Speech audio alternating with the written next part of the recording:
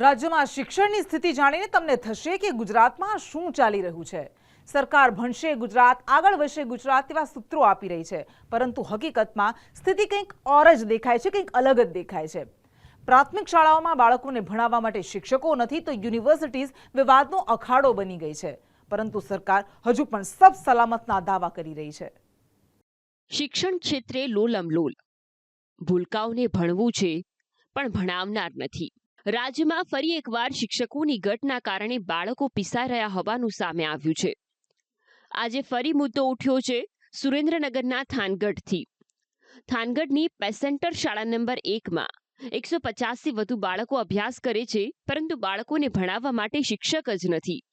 150 વિદ્યાર્થી વચ્ચે માત્ર ને માત્ર 2 શિક્ષક છે, જેમાંથી એક તો શાળાના આચાર્ય છે। એટલે સવાલો ઉઠી રહ્યા છે કે આમાં કેવી રીતે ભણશે ગુજરાત। એક માહિતી એવી હતી કે રાજ્યની 906 શાળાઓ માત્ર એક જ શિક્ષક પર ચાલી રહી છે। અવારનવાર શિક્ષકોની ઘટનો મુદ્દો ઉઠે છે, જેને ગંભીરતાથી લેવાના બદલે પ્રાથમિક શિક્ષણ મંત્રી કુબેર ડિંડોર વિચિત્ર જવાબો આપી રહ્યા છે। જેઓ કહી રહ્યા છે કે આવી માહિતી ખાલી મીડિયા થકી મળી છે। બદલીના કારણે શિક્ષકો છૂટા થયા છે, એટલા માટે તમને શિક્ષકોની ઘટ લાગતી હશે, એવું નથી। નવી ભરતીની પ્રોસેસ ચાલી રહી છે।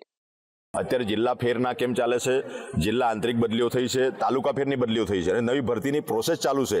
એટલે મારું માનવું છે ત્યાં સુધી જે શિક્ષક મિત્રો હશે પણ જેમને બદલી થઈ હશે, તાલુકા આંતરિક બદલી થઈ હશે, જિલ્લા ફેરમાં બદલી થઈ હશે અથવા જિલ્લા આંતરિક બદલી થઈ છે, એટલે એ લોકો છૂટા થયા હશે, એટલે અત્યારે 2 શિક્ષકો હશે। એટલે એ સાચી હકીકત છે એ મેળવી અને આવનારા સમયમાં આપણે 24,700 જેટલી ભરતી કરવા માટેની પ્રોસેસ આપણે ચાલુ છે, ઓન ગોઈંગ છે।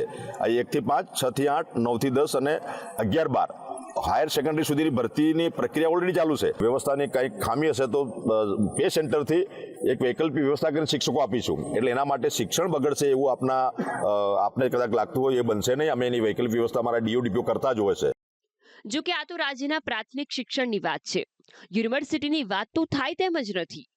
3 દિવસ પહેલા ઉત્તર ગુજરાતની હેમચંદ્રાચાર્ય યુનિવર્સિટીમાંથી દારૂની મહેફિલ ઝડપાઈ હતી, જ્યાં બાસ્કેટબોલની સ્પર્ધા માટે આણંદથી આવેલા વિદ્યાર્થીઓએ દારૂ પીને ધમાલ મચાવી હતી।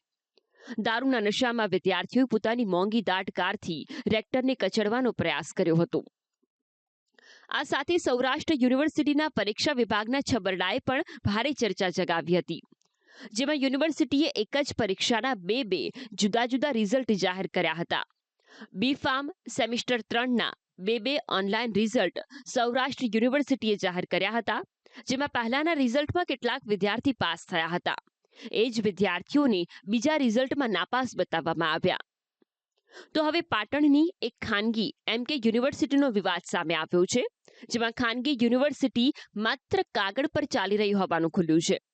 કેન્દ્ર સરકાર, UGC ઉપરાંત રાજ્ય સરકારે જે MK યુનિવર્સિટીને મંજૂરી આપી છે તેનું આજે ખેતરમાં અસ્તિત્વ છે। એટલું જ નહીં, યુનિવર્સિટીએ જે બિલ્ડિંગ દર્શાવ્યું છે તે ખેત પેદાશનું ગોડાઉન છે। પાટણના ધારાસભ્ય કિરીટ પટેલે સવાલો ઉઠાવી તપાસ કરવાની માંગ કરી છે। યુજીસીએ પણ જે નોટિફિકેશન બહાર પાડ્યું છે એની અંદર એનું સ્થળ વડલી હનુમાનપુરા બતાવેલું છે। આજે પણ વડલી હનુમાનપુરા ખાતે ગૂગલ ઉપર સર્ચ કરવામાં આવે, એના વિડીયો પણ મેં મીડિયાની અંદર આપ્યા છે, તો ત્યાં માત્ર ફાર્મ હાઉસ છે, એક શેડ બનાવેલો છે। આ યુનિવર્સિટી માતરવાડી ખાતે આજે પણ કાર્યરત છે। એટલે રાજ્ય સરકારને અને શિક્ષણ મંત્રીને વિનંતી છે કે નકલી અધિકારીઓમાંથી તો તમે બચાવી શકતા નથી, પણ ગુજરાતનું જે ઉચ્ચ શિક્ષણ ભાવિ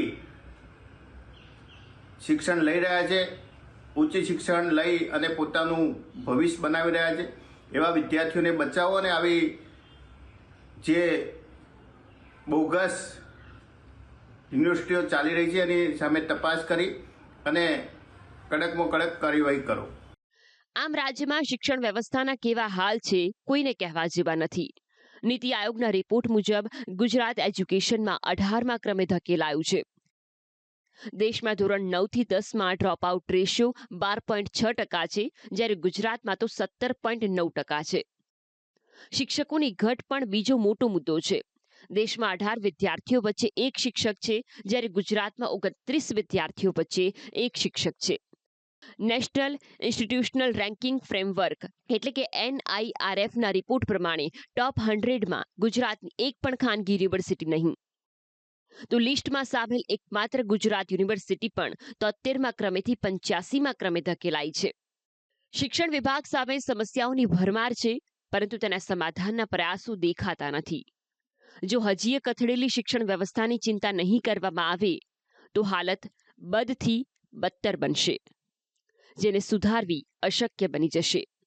ત્યારે લોકોએ અને સરકારે અત્યારથી જાગવાની જરૂર છે. ભૂલકાઓને સ્કૂલે ભણવા જવું છે, શિક્ષણ લેવા જવું છે, પરંતુ શિક્ષણ આપનાર કોઈ નથી. બ્યુરો રિપોર્ટ, સંદેશ ન્યૂઝ.